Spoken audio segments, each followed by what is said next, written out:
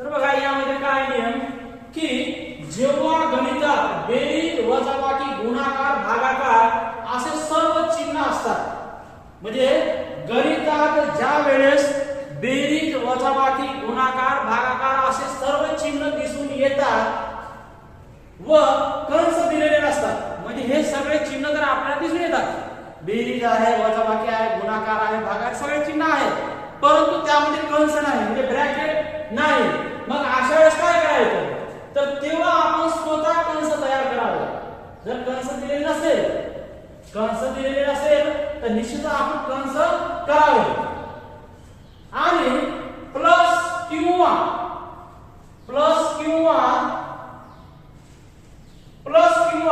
मायनसचे चिन्ह येईपर्यंत आपण कंस करावे यालाच पदावलीचा नियम असतो म्हणजे मी तुम्हाला काय सांगितलं गणितामध्ये जर बेरीज वजाबाकी गुणाकार भागाकार असेल आणि त्यामध्ये कंस दिलेले नसेल तर निश्चितच आपल्याला कंस करावा लागेल मग कंस तयार कसं करायचं मग जिथे बेरीज असेल आणि जिथे वजाबाकी असेल तिथे कंस तयार होणार तर हे झालं नियम मग या नियमावर आधारित आपण जे काही एक्झाम्पल आहे ते बघूया काही एक्झाम्पलच्या माध्यमातून जे काही तुमचे डाऊट्स आहेत ते पूर्ण होतील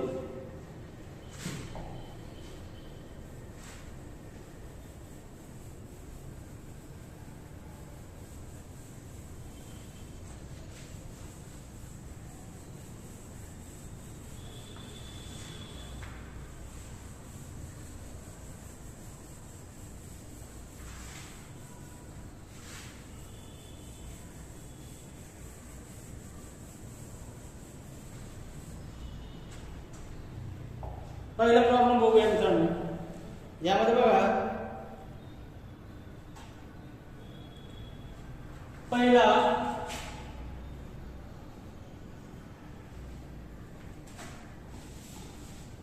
35 गुणाकाराचे चिन्ह 8 भागाकाराचे चिन्ह 7 प्लस 153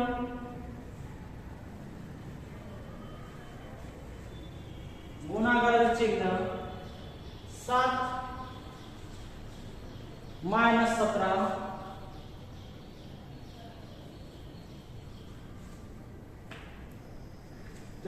माइनस 17 सॉरी 17 भागाकार चिन्ह 17 माइनस 63 गुणाकाराचे चिन्ह 7 भागाकाराचे चिन्ह आणि 9 म्हणजे इथे प्रश्नार्थक चिन्ह म्हणजे या पदावलीमध्ये अशा प्रकारे आपल्याला जे नियम आहेत जे आपण आता वापरतो काय तर त्यामध्ये बेरीज आहे वजाबाकी आहे गुणाकार आहे आणि भागाकार चिन्ह आहे म्हणजे गणितातील चारही चिन्हे आपल्याला इथे दिसून येत आहेत मग अशा वेळेस हे कसे सोडवायचे तर ज्या ठिकाणी बेरीज आहे ज्या ठिकाणी वजाबाकी आहे तिथून आपल्याला काय करावं लागेल कंस करावा लागेल 35 गुणाकाराचे चिन्ह 8 इथे भागाकाराचे चिन्ह आहे त्यामुळे तर भागाकारामध्ये 7 हे झालं कंस तयार कारण की आपल्याला प्लस पासून करायचे होते त्यानंतर प्लसचे चिन्ह आहे तसंच त्यानंतर 153 गुणाकाराचे चिन्ह 7 भागाकाराचे चिन्ह माइनस आहे कारण माइनस पासून कंस करायचे आपल्याला 63 गुणाकाराचे चिन्ह 7 परत भागाकारामध्ये 9 झाला तयार म्हणजे त्या नियमामध्ये काय सांगितले होते की बेरीज आणि वजाबाकी पासून कंस करावे हे बेरीजचे चिन्ह आहे इथून आपण कंस तयार केलो हे वजाबाकीचे चिन्ह आहे इथे आपण कंस तयार केलो इथे सुद्धा कंस तयार केलो आता हे ब्रॅकेट आपल्याला सोडवायचे आहे आता वरचं जे आहे ते अंश आहे आणि खालचं जे आहे ते छेद आहे आणि अंशाला छेदाने आपण भाग देऊ शकतो मग इथे बघा की 35 आहे बघा 35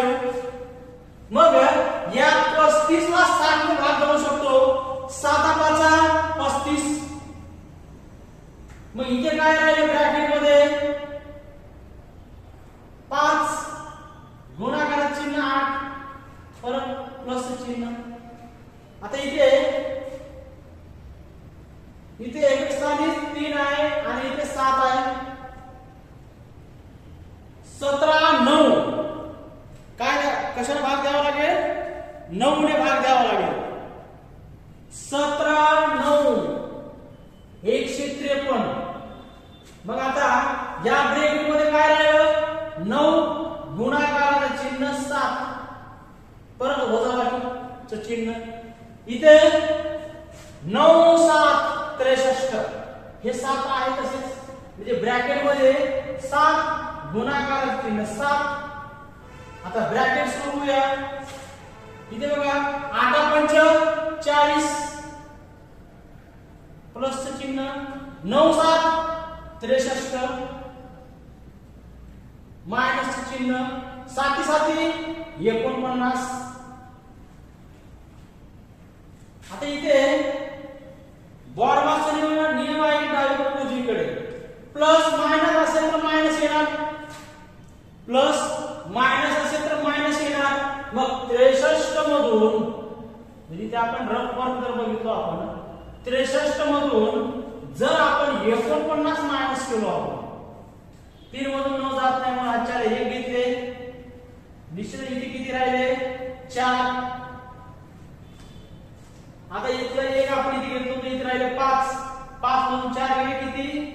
5 मधून 4 गेले 1. याचा अर्थ उत्तर काय आलं? इथे 14. परंतु चिन्ह आपल्याला प्लस मायनस मायनस परंतु चिन्ह आपल्याला मोठ्या संख्येत घ्यावा लागतो. मग याचा अर्थ आपण 40 काय घ्यावं लागेल? 14 आहे तर प्लस 14. 40 आणि 14 किती होणार? 54. म्हणजे याचा अर्थ आपलं उत्तर काय येणार या पदावलीचं? तर 54 हा उत्तर येणार. म्हणजे अशा प्रकारे आपल्याला पदावलीचे नियम सोडवावे लागतात. निश्चितच तुम्हाला समजलं असेल. दुसरं सुद्धा एक्झाम्पल बघूया.